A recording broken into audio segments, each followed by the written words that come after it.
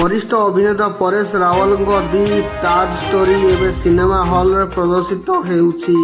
October 31 तारिख में यही चलचित्र मुक्ति लाभ करिछि। एही समयर चलचित्रर स्टारकास्ट कहानी विषय रे मुह खोलिछंती। सेमाने चलचित्र कहानी उपरे सेमानंकर मतामत प्रकाश करिछंती। फिल्मटुकु नहीं विवाद जारी रहिछि। फिल्म विरोध रे एक आवेदन मध्य दायर करा जाइछि। फिल्मटी थिएटर रे रिलीज होइछि। निकटरे दि ताज स्टोरी रो फिल्म कहानी विषय रे खोलाखोली कथा होइछंती। एहा उपरे सेमानंकर मतामत प्रदान करिथिले। एहा काल्पनिक ना आस्था।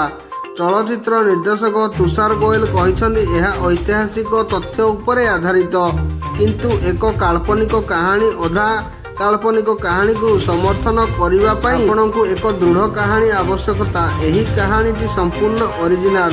सेमाने कहिछंती एही फिल्मटी विष्णुदास नामक जड़े पर्यटक गाइड को उपरे आधारित, जिए ताजमहल संपर्क में एक आवेदन दाखल करिछंती। कोर्ट रे विष्णु तांकर जुक्ति उपस्थापन करने सहित प्रतिवाद करने अन्य एक चरित्र अनवर रशीद जाकिर हुसैन करती। तुषार कहिछंती फिल्मर निर्माण ऐतिहासिक रेकर्ड आधार रे करा जाइछि। एहाको एक कोर्ट रूम रु ड्रामा रे करा जाइछि। किंतु जेतेबेले टीम को पचरा गला जे सेमाने विश्वास करंती कि नहीं ताजमहल भितर एक मंदिर थिला, सेतेबेले परेश रावल उत्तर देइथिले आमे निश्चिंत भाव रे विश्वास करूनाहु जे ताजमहल भितर एक मंदिर थिला। यह विषय एक भूल धारणा अच्छी, कारण यह राजा मानसिंह प्रसाद को भांगी एक समाधि रे परिणत करा जाइथिला।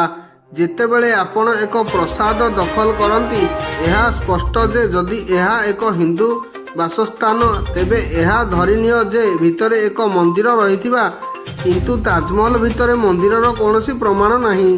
जाकिर हुसैन कहती शाहजहां को जीवन रे उल्लेख अच्छी जे प्रसाद को रूपांतरित करा जाई मुमताज महल पाई एक समाधिस्थल परिणत करा जाइथिला। कहानीर आधार उपरे प्रतिफलित करी से आहुरी कहिछंती राजकीय इतिहास अनुसार ताजमहल प्रेम रे प्रतीक भाव में निर्मित होइथिला, किंतु प्रश्न हेउछि पूर्वरु सेठारे कौन थिला। एही चलचित्र सेही कारीगर मानक संपर्क रे कुहा जाउछि जे एमानक हाथ एपरि एक आश्चर्यजनक कार्य करिवा परे काटी दिया जाइथिला।